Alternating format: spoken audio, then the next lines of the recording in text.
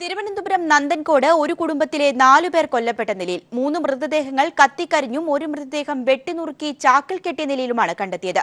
മൃതദേഹങ്ങൾക്ക് 3 ദിവസത്തെ പഴക്കമുള്ളതായി പോലീസ് മരിച്ച കുടുംബത്തിലെ മകനായുള്ള തെരച്ചിൽ ഊർജിതമാക്കിയതായി ഐജി മനോജ് എബ്രാഹിം പറഞ്ഞു. നമ്മുടെ അന്വേഷണം തുടങ്ങിയിട്ടുണ്ട്. ഈ നന്ദൻകോടിലെ ഈ വീട്ടിൽ സയൻറ്റിഫിക് അസിസ്റ്റൻറ്റും ഫോറൻസിക് സർജനും വന്നിട്ട് ഇവിടെ തന്നെ പോസ്റ്റ്മോർട്ടം നടത്തുന്നതായിരിക്കും. ഇപ്പം നമ്മുടെ സംശയം വെച്ചിട്ടൊരു 4 ബോഡീസ് ഇവിടെ ഉണ്ടെന്നാണ് നമ്മുടെ വിശ്വാസം. കുറേ കത്തിക്കരിഞ്ഞിട്ടുണ്ട്, പക്ഷേ വർട്ടിബ്രയൊക്കെ വെച്ചിട്ട് 4 ബോഡീസ് ഈ വീട്ടിൽ തന്നെയുണ്ട്.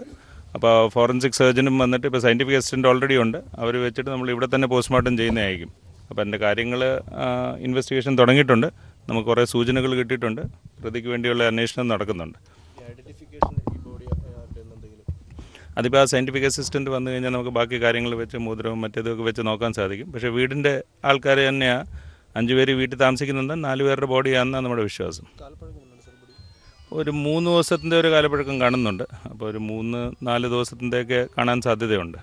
ഇപ്പം നമ്മൾ ഫിക്സായിട്ട് ചെയ്തിട്ടില്ല, പക്ഷേ ഒരാൾ മിസ്സിങ്ങാണ്. അപ്പം മിസ്സിങ്ങായ ആൾക്ക് വേണ്ടി നമ്മൾ പിടിക്കാൻ ശ്രമം നടത്തുന്നുണ്ട്. സുനിൽ അരുമനൂർ ചേരുകയാണ് വിവരങ്ങളുമായി. സുനിൽ, കൊലപാതക കാരണം സംബന്ധിച്ച് വ്യക്തമായ സൂചനകൾ ലഭിച്ചിട്ടുണ്ടോ? ഒപ്പം പോലീസ് നടപടി എങ്ങനെയാണ് പുരോഗമിക്കുന്നത്?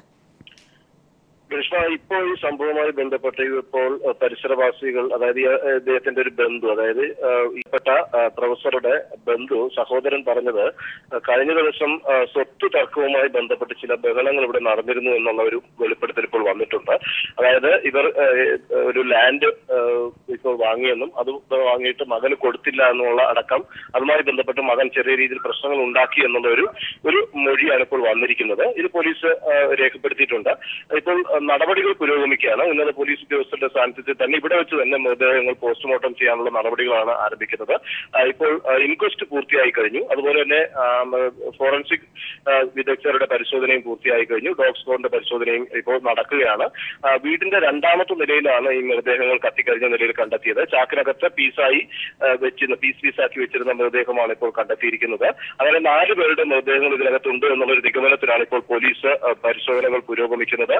മൃതദേഹത്തിന് കാലപ്പഴക്കമുണ്ട് എന്നുള്ളതാണ് മറ്റൊരു പ്രധാനപ്പെട്ട കാര്യം ഇതുമായി ബന്ധപ്പെട്ട് പറയേണ്ടി വരിക. ഇത് തന്നെയാണ് പോലീസ് ഉദ്യോഗസ്ഥരെ കൂടുതൽ ആശയക്കുഴപ്പത്തിലാക്കിയിരിക്കുന്നത്. കാരണം ഇത് നേരത്തെ കൊലപാതകം നടത്തി ഇതിനകത്ത് മൃതദേഹം സൂക്ഷിച്ച ശേഷം ഓരോന്നായി കത്തിക്കുകയായിരുന്നു എന്നുള്ള ഒരു നിഗമനത്തിലേക്കാണ് പോലീസ് എത്തിയിരിക്കുന്നത്. അവസാന മൃതദേഹം കത്തിക്കാനുള്ള ശ്രമത്തിനിടയിൽ ചിലപ്പോൾ തീ വലിയ രീതിയിൽ പടർന്നു പിടിച്ചതുകൊണ്ട് ഈ മകൻ ഇറങ്ങി ഓടിയതായിരിക്കാം എന്നുള്ള ഒരു നിഗമനത്തിലേക്കാണ് പോലീസ് ഉദ്യോഗസ്ഥർ എത്തിയിട്ടുള്ളത്. മകനെ കേന്ദ്രീകരിച്ചാണ് ഇപ്പോൾ അന്വേഷണം നടത്തുന്നത്. ഈ മകന്റെ രേഖാചിത്രവും അതുപോലെ തന്നെ ഫോട്ടോയും ഇപ്പോൾ മാധ്യമങ്ങളിലൂടെ പുറത്തുവിട്ടിട്ടുണ്ട്. ഈ റിട്ടയർഡ് പ്രൊഫസറായ രാജാ തങ്കവും പത്നിയായ ഡോക്ടർ ജീൻ പത്മ, ഇവർ റിട്ടയർഡ് ആർഎംഒ കൂടിയാണ്. ഇവരുടെ മകൾ കാരോൺ, അതുപോലെ തന്നെ ഇവരുടെ ഉണ്ടായിരുന്ന മറ്റൊരു സ്ത്രീ ലളിത എന്ന് പറയുന്ന ഒരു അവന്റെ ബന്ധു കൂടിയായ ഒരു സ്ത്രീ, ഇവരുടെ 4 പേരുടെ മൃതദേഹങ്ങളാകാം ഇപ്പോൾ ഇതിനകത്തുള്ളത് എന്നുള്ള ഒരു നിഗമനത്തിലാണ് എത്തിയിട്ടുള്ളത്. ഇനി ഫോറൻസിക്കിന്റെ കൂടുതൽ പരിശോധനയ്ക്ക് ശേഷം മാത്രമേ അത് ഐഡന്റിഫൈ ചെയ്യാൻ പറ്റത്തുള്ളൂ. ഇവരുടെ മകനായ കേണൽ ജോൺസൺ രാജയെ കേന്ദ്രീകരിച്ച് ഇപ്പോൾ അന്വേഷണം ഊർജിതമാക്കിയിരിക്കുകയാണ് പോലീസ്. റെയിൽവേ സ്റ്റേഷനുകളിലും ബസ് സ്റ്റാൻഡുകളിലും പ്രത്യേക സ്ക്വാഡ് തന്നെ ഇതിനുവേണ്ടി ഇപ്പോൾ നിയോഗിച്ചിരിക്കുകയാണ്. ദൃശ്യമാധ്യമങ്ങളിലൂടെയും മറ്റ് ഓൺലൈൻ മാധ്യമങ്ങളിലൊക്കെ ഇവന്റെ ഫോട്ടോ നൽകിക്കൊണ്ട്, അതായത് ജെൻസൺ രാജയുടെ ഫോട്ടോ നൽകിക്കൊണ്ട് ഇവനെ കണ്ടെത്തുന്നതിന് വേണ്ടിയിട്ടുള്ള അന്വേഷണവും ഇപ്പോൾ പുരോഗമിക്കുകയാണ്. സുനിൽ, അതായത് സംഭവം നടന്നിട്ട് 3 ദിവസം കഴിഞ്ഞിരിക്കുന്നു എന്നാണ് മനസ്സിലാക്കേണ്ടത്. ഇപ്പോൾ എങ്ങനെയാണ് ഇത് പുറത്തറിഞ്ഞത്? ഗ്രീഷ്മ, ഇന്ന് പുലർച്ചെയാണ് ഈ സംഭവം പുറത്തറിയുന്നത്. അതായത് ഈ വീടിൽ നിന്ന് വലിയ രീതിയിൽ തീയും പുകയും ഉയരുന്ന ഒരു സാഹചര്യം ഉണ്ടായി.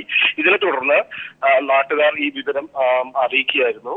അങ്ങനെ ഫയർഫോഴ്സ് എത്തി തീ അണയ്ക്കാൻ ശ്രമിച്ചുവെങ്കിലും അതിനുശേഷം ഫയർഫോഴ്സ് മടങ്ങുകയായിരുന്നു. വീണ്ടും വീട്ടിൽ നിന്ന് തീ ഉയരുന്നതിനെ കണ്ട് നാട്ടുകാർ പോലീസിനെ അറിയിക്കുകയായിരുന്നു.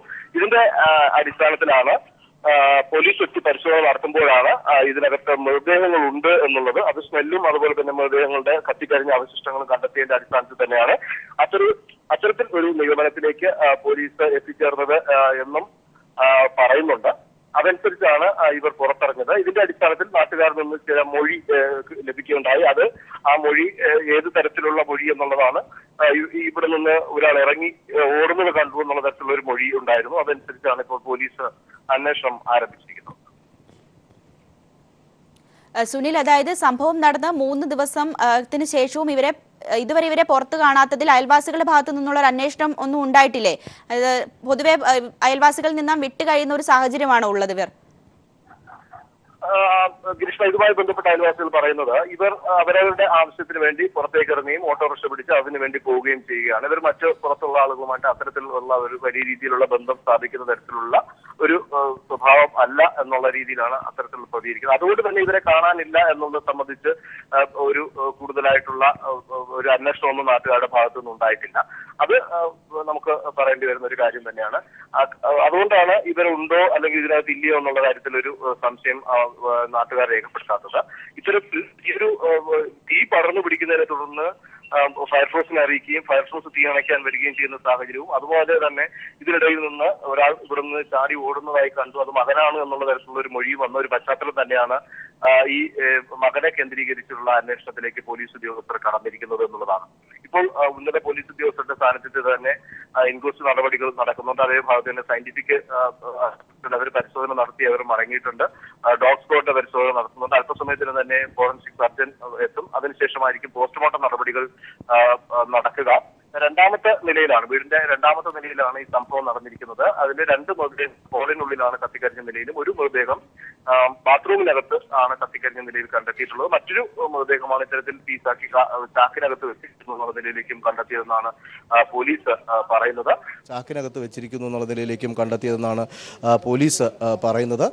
ഇതനുസരിച്ചാണ് മനോജ് എബ്രഹാം നേരത്തെ തന്നെ മാധ്യമങ്ങളോട് പറഞ്ഞത്, മൃതദേഹത്തിന് 3 ദിവസം 3 അല്ലെങ്കിൽ 4 ദിവസത്തെ പഴക്കമുണ്ട്, അത്തരത്തിലുള്ള ഒരു സ്മെല്ല് ഇതിനകത്ത് രൂപപ്പെട്ടിട്ടുണ്ടെന്നും അത് ശാസ്ത്രീയ പരിശോധനയിലൂടെ മാത്രമേ അത് കൂടുതൽ വ്യക്തമായി പറയാൻ സാധിക്കുകയുള്ളൂ. അതിനുവേണ്ടി തന്നെയാണ് ഫോറൻസിക് പരിശോധന നടത്തിയിട്ടുള്ളത്. അവരുടെ ഒരു പ്രാഥമിക നിഗമനത്തിന്റെ അടിസ്ഥാനത്തിലാണ് 3 ദിവസം അല്ലെങ്കിൽ 4 ദിവസത്തെ പഴക്കം മൃതദേഹങ്ങൾക്കുണ്ട് എന്നുള്ളൊരു നിഗമനത്തിൽ അവർ എത്തിച്ചേർന്നിട്ടുള്ളത്. അതനുസരിച്ചുള്ള പരിശോധനകൾ ഒരു ഭാഗത്ത് നടത്തുന്നുണ്ട്. മറ്റൊരു ഭാഗത്ത് ഈ മകനെ കണ്ടെത്തുന്നതിനുള്ള പ്രത്യേക അന്വേഷണവും അല്ലെങ്കിൽ പ്രത്യേക നിർദ്ദേശം കൊടുത്ത് IG-യുടെ നേതൃത്വത്തിൽ തന്നെ പ്രത്യേക ടീം തന്നെ ഇപ്പോൾ അന്വേഷണം, ഷാഡോസിന്റെ നേതൃത്വത്തിൽ അന്വേഷണം നടത്തുന്നുണ്ട്. ഈ മകന്റെ ഫോട്ടോസ് ദൃശ്യമാധ്യമങ്ങളിലും അതുപോലെ തന്നെ ഓൺലൈൻ മാധ്യമങ്ങളിലടക്കം ഫോട്ടോസ് നൽകിക്കൊണ്ട് ഒരു അന്വേഷണത്തിലേക്കും കടന്നിരിക്കുന്നു എന്നുള്ളതാണ്. അല്പസമയത്തിനകം തന്നെ പോസ്റ്റ്മോർട്ടം നടപടികളിലേക്ക് കടക്കും എന്നുള്ളൊരു സൂചനയാണ് നമുക്ക് ലഭിക്കുന്നത്. മാധ്യമങ്ങളെ ആരെയും അകത്തേക്കൊന്നും പ്രവേശിപ്പിച്ചില്ല. കാരണം ഇതുമായി ബന്ധപ്പെട്ട പോലീസ് കൂടുതൽ ശാസ്ത്രീയ പരിശോധനയും അതുപോലെ തന്നെ വിരൽ അടയാള വിദഗ്ധരുടെയൊക്കെ പരിശോധന നടത്തുന്നതുകൊണ്ട് തന്നെ അകത്തേക്ക് കടത്തിയിട്ടില്ല. നമ്മളെ ആരെയും പുറത്താണ് നമ്മളെല്ലാം നിൽക്കുന്നത്.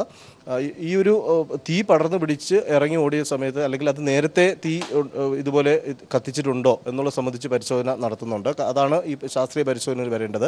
ഓരോ ദിവസമായിട്ടാണോ മൃതദേഹങ്ങൾ കത്തിച്ചിട്ടുള്ളത്, അത് പീസാക്കിയിട്ടാണോ കത്തിച്ചിട്ടുള്ളത് എന്നുള്ളത് പരിശോധിക്കേണ്ടി വരും. കാരണം കത്തിക്കരിഞ്ഞ നിലയിലാണെങ്കിൽ പോലും പല ഭാഗങ്ങളായിട്ടാണ്. തിരുവനന്തപുരം നന്ദൻകോട് ഒരു കുടുംബത്തിലെ 4 പേർ കൊല്ലപ്പെട്ട നിലയിൽ 3 മൃതദേഹങ്ങൾ കത്തിക്കരിഞ്ഞ നിലയിലും ഒരു മൃതദേഹം വെട്ടിനുറുക്കി ചാക്കിൽ കെട്ടിയ നിലയിലുമാണ് കണ്ടെത്തിയത്. സുനിൽ അരുമാനൂറാണ് വിവരങ്ങൾ നൽകിയത്. മറ്റു വാർത്തകളിലേക്ക്. വെള്ളാപ്പള്ളി നടേശൻ എഞ്ചിനീയറിംഗ് കോളേജിൽ പീഡനമെന്ന് പരാതി. ആലപ്പുഴ കറ്റാനം കോളേജിലെ വിദ്യാർത്ഥി ആത്മഹത്യയ്ക്ക് ശ്രമിച്ചു. 2ാം വർഷ എഞ്ചിനീയറിംഗ് വിദ്യാർത്ഥിയാണ് ആത്മഹത്യയ്ക്ക് ശ്രമിച്ചത്. ഇന്ന് പുലർച്ചെയാണ് സംഭവമുണ്ടായത്. പോലീസ് കേസ് ഒതുക്കാൻ ശ്രമിക്കുന്നു എന്നും ആക്ഷേപമുണ്ട്. ഷാജഹാൻ ചേരുകയാണ് വിവരങ്ങളുമായി. ഷാജി, വിദ്യാർത്ഥിയുടെ നിലവിലെ അവസ്ഥ എന്താണ്? പോലീസ് നടപടി ഏത് രീതിയിലാണ് പുരോഗമിക്കുന്നത്? ഗ്രീഷ്മ, ഇന്ന് പുലർച്ചെ 2 മണിയോടുകൂടിയാണ് കായംകുളം കറ്റാനം വെള്ളാപ്പള്ളി നടേശൻ കോളേജ് ഓഫ് എഞ്ചിനീയറിംഗിലെ 2ാം വർഷ എഞ്ചിനീയറിംഗ് വിദ്യാർത്ഥി ആത്മഹത്യയ്ക്ക് ശ്രമിച്ചത്. പുലർച്ചെ 2 മണിയോടുകൂടി ഇദ്ദേഹം 2ാം നിലയിൽ ബാത്റൂമിന് സമീപം തൂങ്ങിച്ചാകുന്നതിനുള്ള ഒരു ശ്രമമായിരുന്നു. പക്ഷേ ഈ സമയം മറ്റു വിദ്യാർത്ഥികൾ ബാത്റൂമിലേക്ക് പോകുന്നതിനിടയിൽ ഇത്തരം ഒരു സംഭവം ശ്രദ്ധയിൽപ്പെടുകയും അവർ ഉടൻ തന്നെ ഈ മൃതദേഹം അഴിച്ച് ഇയാളെ പെട്ടെന്ന് തന്നെ രക്ഷപ്പെടുത്താനുള്ള ശ്രമം നടത്തി. അതിനുശേഷം സമീപത്തുള്ള ആശുപത്രിയിൽ കൊണ്ടുപോവുകയായിരുന്നു. ഇപ്പോൾ ഈ വിദ്യാർത്ഥി മറ്റ് അസ്വസ്ഥതകളും അല്ലെ പ്രശ്നങ്ങളും ഇല്ല, പൂർണ്ണ ആരോഗ്യവാനായിട്ടിരിക്കുന്നു എന്നുള്ളതാണ് നമുക്കിപ്പോൾ മനസ്സിലാകുന്നത്. ഈ സംഭവവുമായി ബന്ധപ്പെട്ട് പയ്യൻ മൊഴി നൽകിയിട്ടുണ്ട്. പോലീസിന് നൽകിയ മൊഴിയിലും കോളേജ് മാനേജ്മെന്റിന്റെ ഭാഗത്തു നിന്നുള്ള പീഡനമാണ് ഇത്തരം സംഭവങ്ങൾക്ക് പ്രചോദനമായതല്ല കാരണമായത് എന്നുള്ളതാണ് ആ പയ്യൻ പറയുന്നത്. കഴിഞ്ഞ കുറച്ചു കാലമായിട്ട് നേരത്തെ ഈ കോളേജിനെതിരെ സമരം നടത്തിയതിന്റെ പേരിൽ ചില വിദ്യാർത്ഥികളെയൊക്കെ തന്നെ മാനേജ്മെന്റ് പീഡിപ്പിക്കുന്നുണ്ടായിരുന്നു. അത്തരത്തിലൊരു പീഡനം കൂടിയ ഒരു സാഹചര്യത്തിലാണ് താൻ ആത്മഹത്യക്ക് ശ്രമിച്ചതെന്നാണ് സുഹൃത്തുക്കളോടും മറ്റും ഈ പയ്യൻ നേരത്തെ പറഞ്ഞിരുന്നത്. അതുകൊണ്ട് തന്നെയാണ് ഇത്തരത്തിലൊരു ആത്മഹത്യക്ക് ശ്രമിച്ചതും. ഈ കോളേജിന്റെ മാനേജർ സുഭാഷ് ബാസുവിന്റെ മാനേജ്മെന്റിലാണ് ഈ കോളേജ് പ്രവർത്തിക്കുന്നത്. ഈ കോളേജിനെതിരെ നിരവധി പരാതികൾ നേരത്തെ മുതൽ തന്നെ ഉയർന്നു വന്നിരുന്നു. യുവജന കമ്മീഷൻ അടക്കം ഇവിടെ പരിശോധിക്കുകയും ഇത് സത്യസന്ധമാണ് എന്ന് ബോധ്യപ്പെടുകയും ചെയ്തു. അതിനെതിരെ അവർ റിപ്പോർട്ട് നൽകിയിട്ടുണ്ട്. കാര്യം ഇത്തരം മുറികളടക്കം ഇവിടെ ഇപ്പോഴും പ്രവർത്തിച്ചു വരുന്നതായിട്ടാണ് ഈ റിപ്പോർട്ടുകളൊക്കെ തന്നെ സൂചിപ്പിക്കുന്നത്. ഇതിന്റെ അടിസ്ഥാനത്തിൽ ഇയാൾക്കെതിരെ നിയമ നടപടി സ്വീകരിക്കുന്നതിനൊക്കെ നിർദ്ദേശങ്ങൾ നൽകിയിട്ടുണ്ട്. മാത്രമല്ല ഇവിടെ സമരം ചെയ്ത വിദ്യാർത്ഥിനികളോട് മോശമായ രീതിയിൽ സംസാരിച്ചതിന് സ്കൂൾ മാനേജർ സുഭാഷ് ബാസുവിനെതിരെ വള്ളികുന്നം പോലീസും കേസെടുത്തിട്ടുണ്ട്. ഇത്തരത്തിൽ നിരവധി വിവാദങ്ങളിൽ പെട്ടു നിൽക്കുന്ന കോളേജ് കൂടിയാണിത്. ഏറ്റവും ഒടുവിലത്തെ ഒരു ഉദാഹരണമാണ് മാനേജ്മെന്റിന്റെ ഭാഗത്ത് നിന്ന് നിരന്തരം പീഡനത്തെ തുടർന്ന് ഇപ്പോൾ ഒരു വിദ്യാർത്ഥി ആത്മഹത്യയ്ക്ക് ശ്രമിച്ചിരിക്കുന്നത്. കറ്റാനം വെള്ളാപ്പള്ളി നടേശൻ എഞ്ചിനീയറിംഗ് കോളേജിൽ പീഡനമെന്ന് പരാതി, വിദ്യാർത്ഥി ആത്മഹത്യയ്ക്ക് ശ്രമിച്ചു. തിരികെ വാർത്തകളിലേക്ക്. ഇന്ന് ഓശാന ഞായർ. വിശുദ്ധ വാരാചരണത്തിന് തുടക്കം കുറിച്ച് ലോകമെമ്പാടുമുള്ള ക്രൈസ്തവർ ഇന്ന് ഓശാന ഞായർ ആചരിക്കുകയാണ്. പള്ളികളിൽ രാവിലെ മുതൽ തന്നെ കുരുത്തോല പെരുന്നാളിന് ആഘോഷം തുടങ്ങി. ദേവാലയങ്ങളിൽ കുരുത്തോല വെഞ്ചരിപ്പും പ്രത്യേക പ്രാർത്ഥനകളും കുരുത്തോലകളുമായുള്ള പ്രദക്ഷിണവും നടന്നു. കുരിശിലേറ്റപ്പെടുന്നതിന് മുൻപ് ജെറുസലേമിലേക്ക് കഴുതപ്പുറത്തേറി വന്ന യേശുവിനെ ഒലിവ് ചില്ലകളും ഈന്തപ്പനയോലകളുമായി ജനക്കൂട്ടം വരവേറ്റ സംഭവത്തിന്റെ ഓർമ്മയ്ക്കായാണ് വിശ്വാസികൾ ഓശാന ആചരിക്കുന്നത്. ഭരണാധികാരികൾ സ്തുതിപാഠകരെ സൂക്ഷിക്കണമെന്ന് മാർ ജോർജ് ആലഞ്ചേരി. ഓശാനയോടനുബന്ധിച്ച് എറണാകുളം സെന്റ് ബസീലിക്ക പള്ളിയിലെ തിരുക്കർമ്മങ്ങൾക്ക് മുഖ്യ കാർമ്മികത്വം വഹിക്കുകയായിരുന്നു മാർ ജോർജ് ആലഞ്ചേരി. രാവിലെ 7 മണിയോടെയാണ് ബിഷപ്പ് ഹൌസിലെ തിരുക്കർമ്മങ്ങൾക്ക് തുടക്കമായത്. തുടർന്ന് കത്തീഡ്രലിലേക്കുള്ള കുരുത്തോല പ്രദക്ഷിണവും നടന്നു.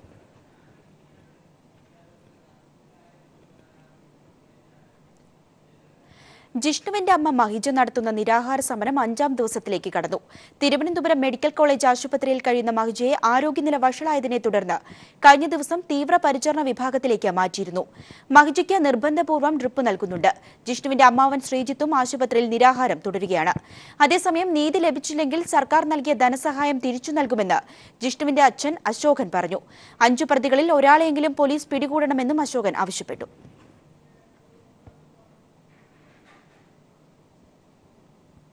അങ്കത്തട്ടിൽ മലപ്പുറം.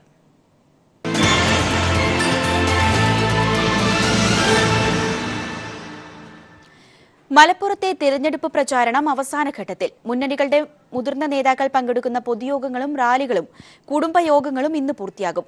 കൊട്ടിക്കലാശം നാളെയാണ്. മുഖ്യമന്ത്രി പിണറായി വിജയൻ, വി.എസ്. അച്യുതാനന്ദൻ, കോടിയേരി ബാലകൃഷ്ണൻ, എ.കെ. ആന്റണി, ഉമ്മൻചാണ്ടി തുടങ്ങി ഇരുമുന്നണികളുടെയും മുതിർന്ന നേതാക്കളാണ് അവസാനഘട്ട പ്രചരണങ്ങൾക്ക് ചുക്കാൻ പിടിച്ചത്.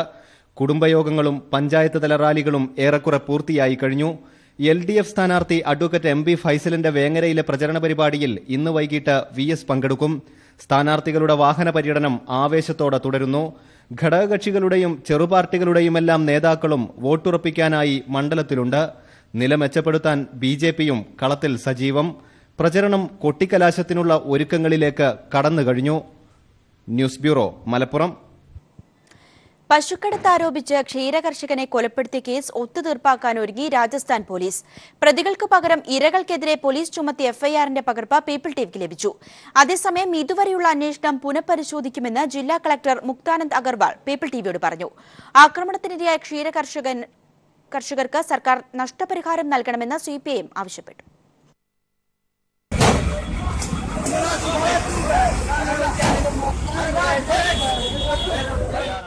ഗോരക്ഷാ പ്രവർത്തകരുടെ മർദ്ദനത്തിൽ ക്ഷീരകർഷകൻ കൊല്ലപ്പെട്ടിട്ടും കൊലപാതക കുറ്റം ചുമത്തി ആരെയും അറസ്റ്റ് ചെയ്യാതെ കേസ് അവസാനിപ്പിക്കാനാണ് ഇപ്പോഴത്തെ പോലീസ് നീക്കം. 16ലധികം ഗോരക്ഷാ പ്രവർത്തകരാണ് ഡയറി ഫാമിലേക്ക് കറവ പശുക്കളെ വാങ്ങിയ കർഷക സംഘത്തെ ദേശീയപാതയിൽ വെച്ച് മർദ്ദിച്ചത്. എന്നാൽ ഇതുവരെ രാജസ്ഥാൻ അൽവാറിലെ പോലീസ് 3 പേരെ മാത്രമാണ് അറസ്റ്റ് ചെയ്തത്. ഇവർക്കെതിരെ കൊലക്കുറ്റം ചുമത്താതെയാണ് FIR. പകരം പശുക്കളെ കടത്തിയെന്നാരോപിച്ച് ആക്രമണത്തിനിരയായവർക്കെതിരെ മറ്റൊരു FIR പോലീസ് ചുമത്തുകയും ചെയ്തു. വാർത്ത അടിസ്ഥാനരഹിതമെന്നും ഗോരക്ഷാ ആക്രമണം ഉണ്ടായിട്ടില്ലെന്നുമാണ് കേന്ദ്രമന്ത്രി മുക്താർ അബ്ബാസ് നഖ്വി രാജ്യസഭയിൽ പറഞ്ഞത്. എന്നാൽ കേന്ദ്ര സർക്കാർ നിലപാട് തള്ളി സംഭവിക്കാൻ പാടില്ലാത്തത് സംഭവിച്ചുവെന്നും എല്ലാ പ്രതികളെയും ഉടൻ പിടികൂടുമെന്നും ജില്ലാ കളക്ടർ മുക്താനന്ദ് അഗർവാൾ പീപ്പിൾ ടിവിയോട് പറഞ്ഞു. Who were involved in these things, they have been police is searching after them and teams have been constituted and we are trying that we can arrest them as soon as possible. ഇരകൾക്കെതിരെ FIR register ചെയ്തത് പുനഃപരിശോധിക്കുമെന്ന് collector പറഞ്ഞെങ്കിലും police ഒത്തുകളിയിൽ ദുരൂഹത വർദ്ധിക്കുകയാണ്. പശുക്കളെ കടത്തിയെന്ന് ആരോപിച്ച് ഗോരക്ഷാ പ്രവർത്തകർ ക്ഷീരകർഷകരെ മർദ്ദിച്ചിട്ടും നടപടിക്ക് police മടിക്കുകയാണ്. രാജസ്ഥാനിൽ നിന്നും ക്യാമറമാൻ ശൈലേഷ് കല്ലായിക്കൊപ്പം മനുശങ്കർ. 2 പതിറ്റാണ്ടായിട്ടും നോക്കുകുത്തിയായി മണിമല മേജർ കുടിവെള്ള പദ്ധതി. മലയോര മേഖലയിലെ 5 പഞ്ചായത്തുകളുടെ ദാഹം തീർക്കാനുതകുന്ന പദ്ധതി പൂർണ്ണമായും നിലച്ചു. 52 കോടി ചെലവിട്ട പദ്ധതിയെ പ്രതീക്ഷയോടെ കാത്തിരുന്ന 1.5 ലക്ഷം കുടുംബങ്ങളാണ് കുടിവെള്ളത്തിനായി പരക്കം പായുന്നത്. 2 പതിറ്റാണ്ട് മുമ്പ് രൂപം കൊടുത്ത മണിമല മേജർ കുടിവെള്ള പദ്ധതിക്ക് 52 കോടി രൂപയാണ് ഇതുവരെ ചെലവിട്ടത്. നിർമ്മാണം തുടങ്ങി 14 വർഷം പിന്നിട്ടിട്ടും മണിമല, വെള്ളാവൂർ, വാഴൂർ, ചിറക്കടവ്, പള്ളിക്കത്തോട് പഞ്ചായത്തുകളിലെ 1.5 ലക്ഷം കുടുംബങ്ങൾക്ക് പ്രയോജനം ലഭിക്കേണ്ട പദ്ധതി ഇപ്പോഴും പ്രയോജനരഹിതം. പദ്ധതിക്കായി കുളത്തുങ്കലിൽ സ്ഥാപിച്ചിട്ടുള്ള 90 ലക്ഷം ലിറ്റർ സംഭരണശേഷിയുള്ള ജലശുദ്ധീകരണ ടാങ്കും അനുബന്ധ ഉപകരണങ്ങളും തുരുമ്പെടുത്ത് ഉപയോഗശൂന്യമായി. ഈ സാഹചര്യത്തിൽ കുടിവെള്ളം പണം കൊടുത്തു വാങ്ങേണ്ട സ്ഥിതിയാണെന്ന് വീട്ടമ്മമാർ പറയുന്നു. ഞങ്ങൾ അനുഭവിക്കുന്ന വെച്ചാൽ ഞങ്ങൾക്ക് വെള്ളമില്ല, കുടിക്കാനില്ല, കുളിക്കാനില്ല, നനയ്ക്കാനില്ല. ഇവിടെ ഏറ്റവും ക്ഷാമമുള്ള ഒരു സ്ഥലമാണ്. നാട് കുടിവെള്ളത്തിനായി പരക്കം പായുമ്പോഴും സ്ഥലം MLA നിശബ്ദത പാലിക്കുകയാണെന്നാണ് ജനങ്ങളുടെ ആരോപണം. നയനാർ മന്ത്രിസഭയിലെ ബേബി ജോൺ ജലസേചന വകുപ്പ് മന്ത്രിയായിരിക്കുന്ന കാലത്ത് തറക്കല്ലിട്ട പദ്ധതിയാണിത്. കാലങ്ങളായി ഇവിടുത്തെ ജനപ്രതിനിധി UDFന്റെ കേരള കോൺഗ്രസിന്റെ MLA ആണ്. അദ്ദേഹവും ഈ പദ്ധതിയോടെ വേണ്ടത്ര ഗൗരവത്തോടെ ഇതിനെ സമീപിച്ചിട്ടില്ല എന്നുള്ളതാണ് വാസ്തവം. അതാണ് ഈ പദ്ധതി ഇത്രയും നീണ്ടുപോകാൻ കാരണം. പദ്ധതി പ്രദേശത്തെ ഗേറ്റ് ഇളക്കി മാറ്റിയ അവസ്ഥയിലാണ്. രാത്രികാലങ്ങളിൽ സാമൂഹ്യ വിരുദ്ധരുടെ താവളമാണിവിടം. 2016 മാർച്ചിൽ പദ്ധതി പൂർത്തീകരിച്ച് ജലവിതരണം നടത്തുമെന്ന അധികൃതരുടെ ഒടുവിലത്തെ പ്രഖ്യാപനവും പാഴ്വാക്കായി. അധികൃതരുടെ പാഴ്വാക്കാകുന്ന പ്രഖ്യാപനം കേട്ട് ജനങ്ങൾ മടുത്തെങ്കിലും കുടിവെള്ളത്തിനായി പരക്കം പായുന്ന ജനങ്ങൾ കാത്തിരിക്കുകയാണ് ഈ പദ്ധതി യാഥാർത്ഥ്യമാകാൻ. മണിമലയിൽ നിന്നും ക്യാമറാമാൻ സാംജിത് അർപ്പുക്കരയോടൊപ്പം TP പ്രശാന്ത്. കൈരളി TV ദുബായിൽ സംഘടിപ്പിച്ച ഇശൽ ലൈല അവാർഡ് ശ്രദ്ധേയമായി. ജഗതി ശ്രീകുമാറിന്റെ സാന്നിധ്യം കൊണ്ട് ശ്രദ്ധേയമായ അവാർഡ് നിശയിൽ പങ്കെടുക്കാൻ 10,000ങ്ങളാണ് എത്തിച്ചേർന്നത്.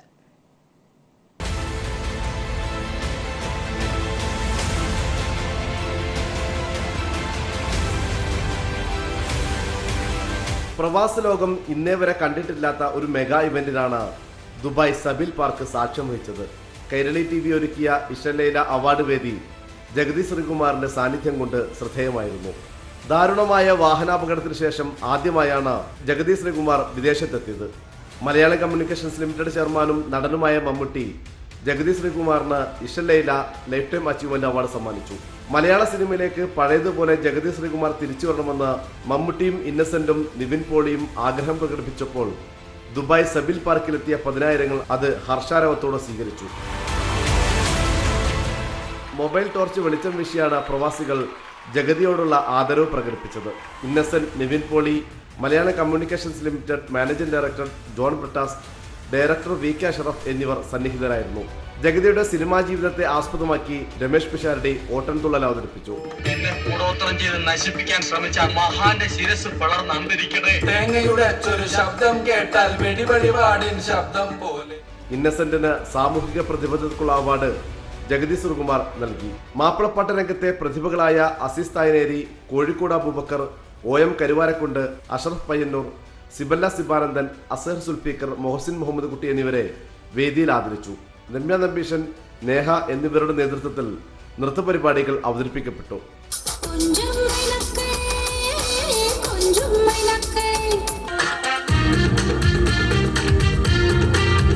മാപ്പിളപ്പാട്ടുകളും കൈരളി TV ഇശൽ ലൈല അവാർഡ് നിശയെ ധന്യമാക്കി.